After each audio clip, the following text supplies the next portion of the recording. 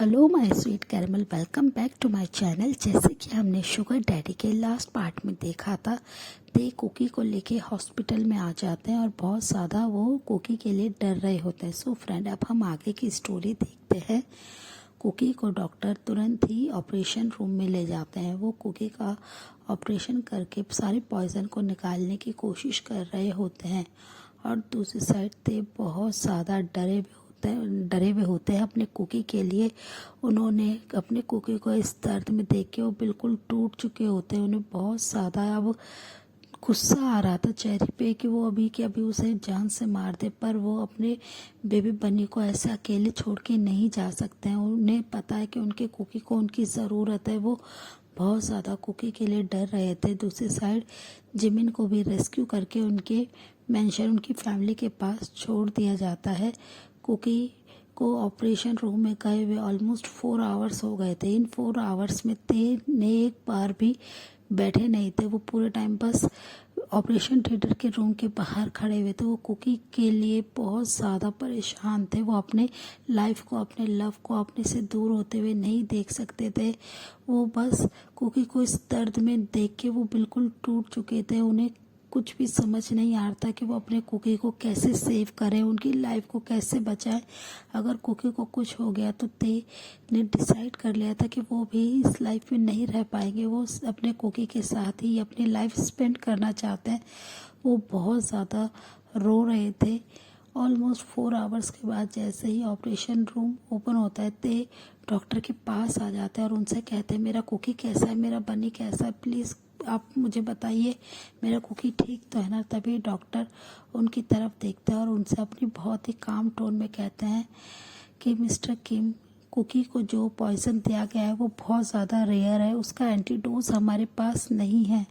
हमने उसकी बॉडी से वो निकाल तो दिया है, पर उसका साइड इफ़ेक्ट हो रहा है कुकी की बॉडी पे, कुकी के ब्रेन पे। इससे हमें डर है कि कुकी के ब्रेन को बहुत ज़्यादा हार्म करेगा। कुकी की कंडीशन बहुत ज़्यादा ख़राब है। हम अभी आपको कुछ नहीं कह सकते हैं। हम इसका एंटीडोज अदर कंट्री से मंगाने की कोशिश कर रहे हैं। और ये कहकर डॉक्टर वहाँ से जाने लगते थे। तुरंत ही डॉक्टर के पास आते उनके हैंड को थाम लेते हैं और उनसे रोते हुए बहुत ही ज़्यादा कहते हैं कि आपको जो करना है, जितना भी आपको मनी चाहिए आप सब ले लीजिए, बस मेरे कुकी की लाइफ सेव कीजिए, उसे कुछ नहीं होना चाहिए, मेरे बेबी की प्लीज़ आप लाइफ को बचा लीजिए। और ये कहते हुए ते रोते हुए डॉक्टर के पैरों में गिर जाते हैं, फ्लोर पे नी डाउन हो जाते हैं।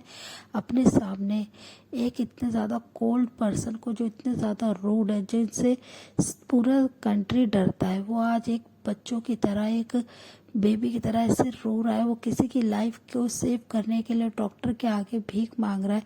ये सब देख के डॉक्टर को भी बहुत ज़्यादा ते के लिए बुरा लग रहा था कि वो कितने ज़्यादा बेबस हो गए हैं। वो बस बार बार यही कहते हैं कि आपको जो चाहिए मैं सब कुछ अरेंज कर दूंगा, बस मेरे कुकी को सेव कीजिए।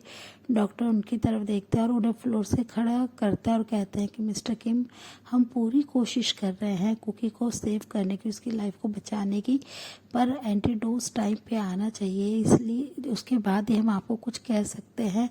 हम अभी 72 आवर्स तक आपको कुछ नहीं कह सकते हैं। कुकी की लाइफ अभी भी डेंजर में, उसकी कंडीशन काफ़ी ज़्यादा ख़राब है और उसकी बॉडी से बहुत ज़्यादा ब्लड लॉस हो चुका है। ये सुनकर ते बहुत ज़्यादा परेशान हो गए थे। वो बस डॉक्टर से कहते हैं, क्या मैं अपने कुकी से मिल सकता हूँ। डॉक्टर उनकी तरफ देखते हैं और कहते हैं कि ठीक है, आप उन्हें मिल सकते हैं, पर वो अभी अपने सेंस में नहीं है। ये सुनते ही ते बस एक फोर्सफुली स्माइल करते हुए हार्शली अपने आंसू को वाइप करते हैं और वो ऑपरेशन थिएटर के अंदर जाने लगते हैं। और वो बस हर वक्त मन में यही सोच रहे थे, बेबी तुम्हें कुछ नहीं होने देंगे, तुम्हारे डैडी वो तुम्हें सेव करेंगे, वो हमेशा तुम्हें अपने पास रखेंगे, वो तुम्हें प्रोटेक्ट कर लेंगे हर प्रॉब्लम से। और वो ये सोचते हैं, जब अंदर जाते हैं वो कुकी को बेड पर एक लाइफलेस बॉडी की तरह लेटे देखते हैं, जिससे ते को बहुत ज़्यादा दुख हो रहा था। वो बस हर सेकंड कुकी को ऐसे पेन में देखकर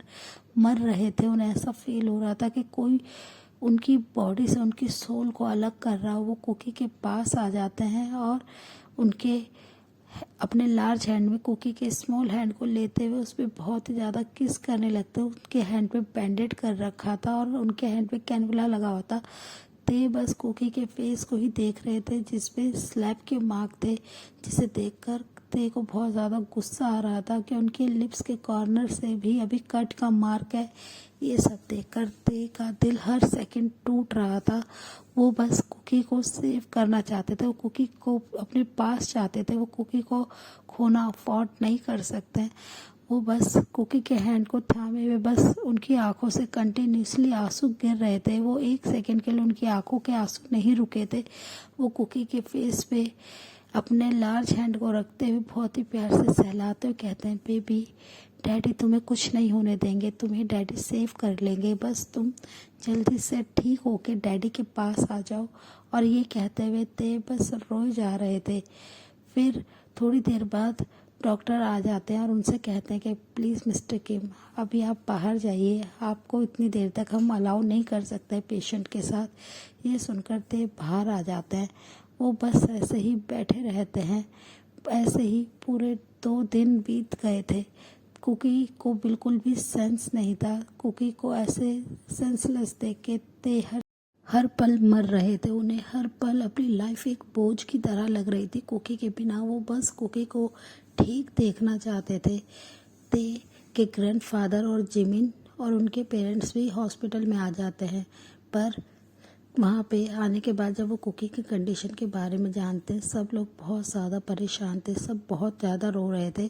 जिमिन बहुत ज़्यादा अपने आप को ब्लेम कर रहे थे कि ये सिर्फ और सिर्फ उनकी वजह से हुआ। कुकी को वो अपने साथ ले जाने के लिए रेडी हुए थे। अगर वो अपने साथ नहीं लेके जाते तो कुकी की आज ये कंडीशन नहीं होती।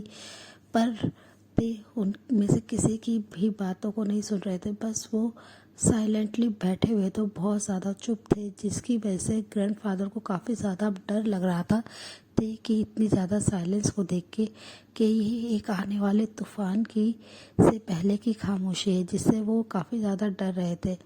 ऑलमोस्ट 3 डेज़ के बाद कुकी को जब एंटीडोज दिया जाता है तो कुकी की लाइफ सेफ थी। अब कुकी खतरे में नहीं थे उनकी लाइफ, पर डॉक्टर ते को बता देते हैं कि कुकी के इस पॉइज़न की वजह से ब्रेन पे काफ़ी ज़्यादा असर हुआ है, वो बहुत ज़्यादा वीक हो चुके हैं, आपको उनकी एक्स्ट्रा केयर करनी होगी मिस्टर किम।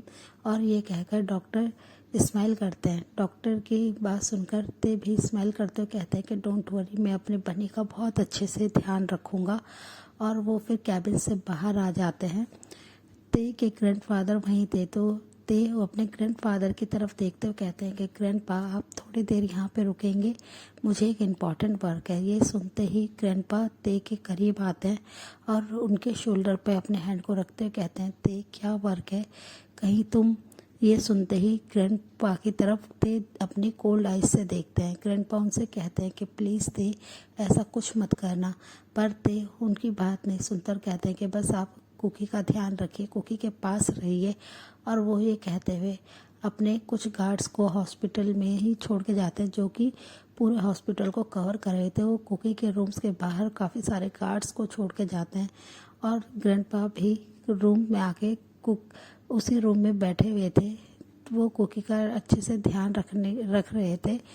ते दूसरी साइड अपने बेसमेंट में जाते हैं, जहाँ वो देखते हैं कि चेरी को बांध रखा है। चेरी को इन 3 डेज से पानी की एक बूंद तक नहीं दी गई थी और उन्हें कंटिन्यूसली टॉर्चर करा जा रहा था। जैसे ही वो ते को देखते, उनकी इतनी ज़्यादा बुरी कंडीशन को देखने के बावजूद भी ते को सुकून नहीं मिल रहा था। वो चेहरे के पास आते हैं और उनके हेयर को बहुत ही टाइटली खींचते हुए कहते हैं कि तुम्हारी हिम्मत कैसे हुई मेरे बनी को हर्ट करने की, तुमने कैसे उसे टॉर्चर करा। और ये कहते हुए उनके चेक पे एक ज़ोर से स्लैप मारते हैं, जिससे चेरी का फेस जो ऑलरेडी ब्लड से कवर था, उन्हें बहुत ज़्यादा अपने फेस पे पेन फील होता है और पेन की वजह से वो अपनी बहुत ही धीमी आवाज़ में रोने लगते हैं। उनकी इतनी ज़्यादा बुरी कंडीशन की वजह से उनके गले से उनकी आवाज़ भी नहीं आ रही थी, जिसे देखकर ते को और भी ज़्यादा गुस्सा आता और कहते हैं कि तुम अब वैसे ही चिल्लाओ जैसे मेरा बनी चिल्ला रहा था। वो भी तुमसे अपने आप को फ्री करने के लिए रिक्वेस्ट कर रहा था ना, और तुमने उसे कंटिन्यूसली टॉर्चर करा। और ये कहते वो अपने गार्ड की तरफ इशारा करते हैं। गार्ड तुरंत ही उन्हें नाइफ दे देते हैं। वो भी जैसे कुकी को उन्होंने कट दिया था, ते उनके हैंड पे कट करने लगते हैं, जिससे चेरी बहुत ज़्यादा चीखती है। उन्हें बहुत ज़्यादा पेन हो रहा था, पर ते बिल्कुल भी मर्जी नहीं दिखा रहे थे। वो बस उनके हैंड को कट करते हैं और अपने गार्ड से कहते हैं कि इसे पल पल ऐसे ही पेन देना। मैं नहीं चाहता हूँ कि इतनी जल्दी मरे।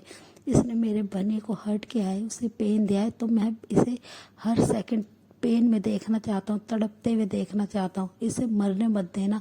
और वो ये कहकर वहाँ से जल्दी से बाहर आ जाते हैं और वो आते ही हॉस्पिटल में आ जाते हैं। वो जब आके देखते हैं तो वो जैसे ही रूम में जाते हैं जहाँ पे कुकी का वार्डरोब था, वो जाके देखते हैं उनके ग्रैंडफादर चेयर पे बैठे हुए हैं और वो कुकी के पास ही बैठे हुए बस कुकी की तरफ ही देख रहे हैं। ग्रैंडफादर को ऐसे देख कर एक डीप ब्रेथ लेते हैं और ग्रैंडफादर के पास आके कहते हैं, ग्रैंडपा आपको बहुत टाइम हो गया, अब आप चाहिए रेस्ट कीजिए, कुकी के पास मैं हूँ।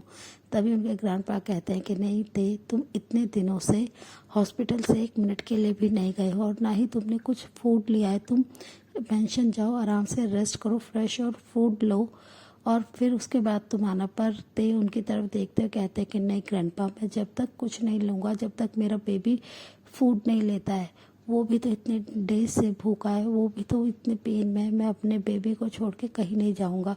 और वो ये कहते हुए एक फोर्सफुली स्माइल करते हैं और स्माइल करते हुए ते की आंखों से आंसू ड्रॉप होने लगते हैं। ग्रैंडपा उनकी आंखों के आंसू देख के समझ पा रहे होते हैं ते का दर्द। वो फिर खड़े होते और कहते हैं कि ते अब बेबी रोना बंद करो, कुकी ठीक है, उसकी लाइफ सेफ है। ते अपने बनी की तरफ देखते हैं जो कि बहुत ही ज़्यादा दर्द में अभी भी दिखाई दे रहे थे।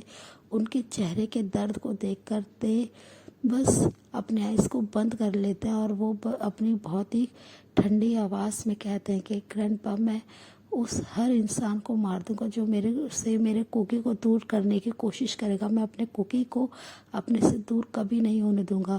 ये मेरी मिस्टेक थी कि मैं अपने कुकी को सेव नहीं कर पाया। मैं अपने कुकी को क्यों नहीं सबसे बचा पाया, ये सिर्फ और सिर्फ मेरी मिस्टेक थी, जिसकी वजह से आज मेरा कुकी इस कंडीशन में। और ये कहते हुए वो रोने लगते हैं। ते को इतने सालों में पहली बार रोते हुए देखकर ग्रैंडपा बहुत ज़्यादा हर्ट होते हैं। उन्हें भी बहुत ज़्यादा तकलीफ़ हो रही होती है कि इतना कोल्ड माफिया, इतना कोल्ड बिजनेसमैन आज एक बच्चों की तरह रो रहा है अपने प्यार को खोने के डर से। वो हमेशा इतने कोल्ड रहे, इतने स्ट्रांग रहे और आज वो अपने कुकी के लिए ऐसे रो रहे हैं। ग्रैंडपा तुरंत ही ते को हक करते हैं और उनके बैक को रब करते हुए कहते हैं, प्लीज़ ते, ऐसे तुम वीक नहीं हो सकते हो, तुम्हें अभी बहुत ज़्यादा स्ट्रांग होना होगा, तुम्हें अपने कुकी के लिए स्ट्रांग होना होगा। अगर कुकी तुम्हें ऐसे देखेगा तो उसे कितना ज़्यादा हर्ट होगा। और ये कह के वो हक को ब्रेक करते हैं। फिर ग्रैंडपा उनके आंसू को वाइप करते हैं और वो स्माइल करते हैं और फिर वो वहाँ से चल जाते हैं। ते कुकी के पास आ जाते हैं और कुकी के हाथों को अपने हाथों में थाम लेते हैं और उनके हाथों पे बहुत ही प्यार से किस करते हैं, कुकी के फेस को देखने लगते हैं। सो फ्रेंड, इस पार्ट को हम यहीं एंड करते हैं। मिलते हैं आपसे नेक्स्ट पार्ट में। तब तक आप मेरी वीडियो को लाइक शेयर कीजिए, मेरे चैनल को सब्सक्राइब कीजिए। Bye bye.